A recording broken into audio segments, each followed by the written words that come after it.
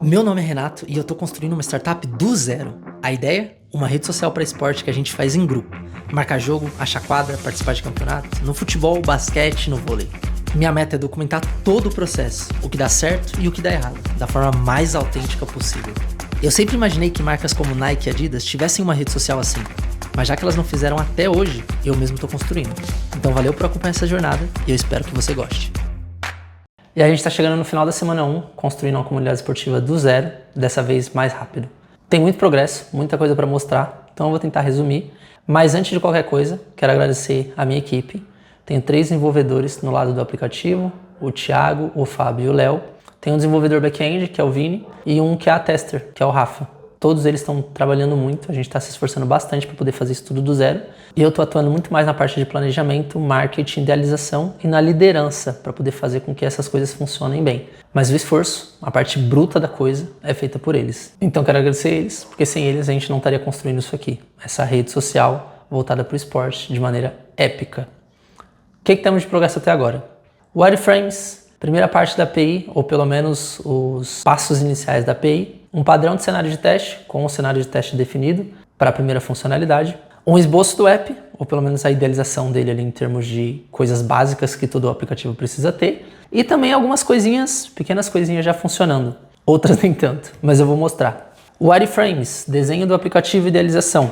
Esse aqui eu mesmo que fiz, então eu já estou aí como design. Também sou desenvolvedor hoje, atuando na verdade como um tech lead. Eu idealizei o app, desenhei todas as telas aqui. Então, como vocês podem ver, tem essas telas desenhadas, todo o fluxo, eu explico, mostro o que vai acontecer na parte de criação, quando o usuário for criar lugar, o que ele vai ver lá no final quando o lugar for criado, o que vai acontecer quando ele criar um time, um campeonato e um jogo. Toda a parte de idealização em termos de wireframe para criação está feita e também está refinada. Então, a gente falou junto como que essas coisas iam funcionar. Eu acho que teve um resultado muito positivo, principalmente nessa primeira etapa, porque a gente gravou tudo com inteligência artificial. Tem uma IA chamada Phatom, e ela grava, faz a transcrição, e aí você pode fazer perguntas, gera os action items ali.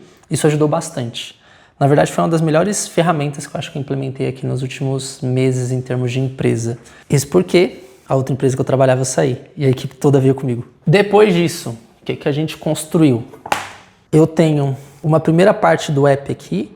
Na verdade, isso aqui é só o que eu chamei de template, porque isso que eles construíram vai ser reaproveitado e a gente pode usar para fazer outros apps.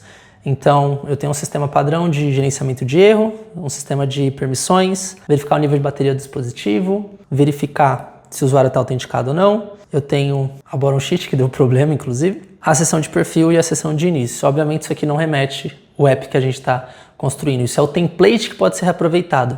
E o melhor de tudo, roda em Android, em iOS, no macOS, no Windows, no Linux e na web. Esse é o poder do Flutter. Um aplicativo, um código base só rodando em tudo.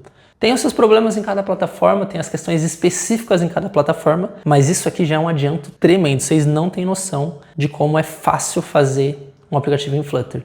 É difícil para começar, para construir algumas coisas, mas depois, cara, na hora que está funcionando em todas as plataformas é uma maravilha. E obviamente serve para o tipo de aplicativo que a gente está fazendo. O Flutter, por exemplo, não é bom para jogos. Tem esse repositório inicial então, que é o do meu template. Vou mostrar aqui algumas coisas que a gente colocou até agora, né? Dividir o package para o Design System para autenticação, para o usuário entrar com Google, entrar com e-mail e telefone. Tem a parte de algumas funcionalidades, por exemplo, verificação de permissões, alguns módulos isolados, como Platform Service, nível de bateria e nível de armazenamento. Mas o que importa é que esse template está quase finalizado. A gente está ajustando algumas coisas, inclusive, se eu não me engano, eu tenho PRs para poder verificar.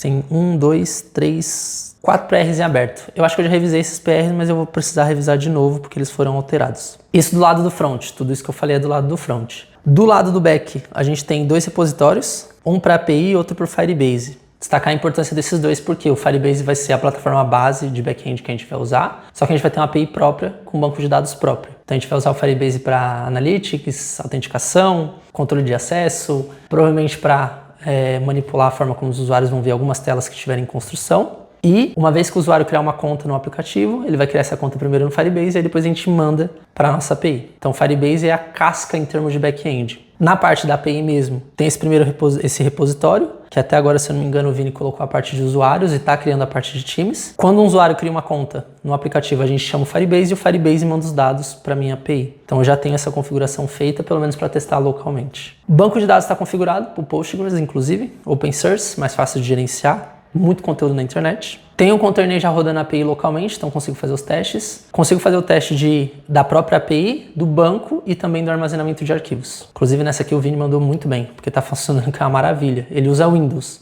a gente usa Mac. Quando eu falo a gente, os desenvolvedores, o QA e os mobiles, mas funcionou que é uma maravilha. E na parte de testes, definimos um padrão de como vão ser os testes do aplicativo. Já falamos do que vai ser testado para todas as funcionalidades de criação, criar local, criar time, criar campeonato e criar jogo. Como elas vão ser e o que vai ter que ser testado. E também a gente chegou no padrão e no template para ser usado. Então nesse aqui o Rafa mandou muito bem. A gente tem aqui os critérios de aceite, né? O que precisa funcionar e como que vai ser testado para essas coisas funcionarem. Chegamos num modelo que provavelmente vai ser usado para todo o projeto e assim que vai ser construído. E por final, o Vini também colocou aqui uma documentação para API, que por enquanto está simples porque a gente só tem a parte de usuário, mas que funciona muito bem. De modo geral, essa semana foi um pouco mais lenta em termos de desenvolvimento, mas o resultado positivo é que a gente criou um sistema de gerenciamento que funciona bem.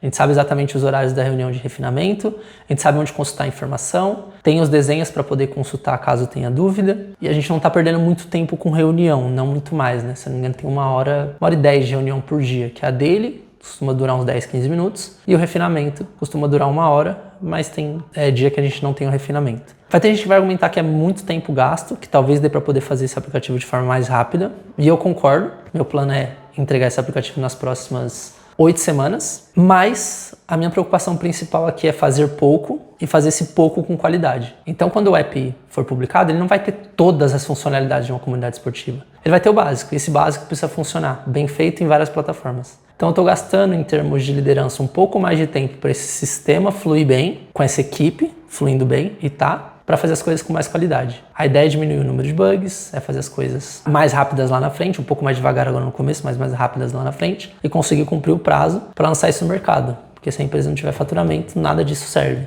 Daí isso, final da semana 1, com muito trabalho, agradecendo a equipe novamente. E esse foi todo o processo da Hexagon, a maior comunidade esportiva do planeta, que você está vendo nascer.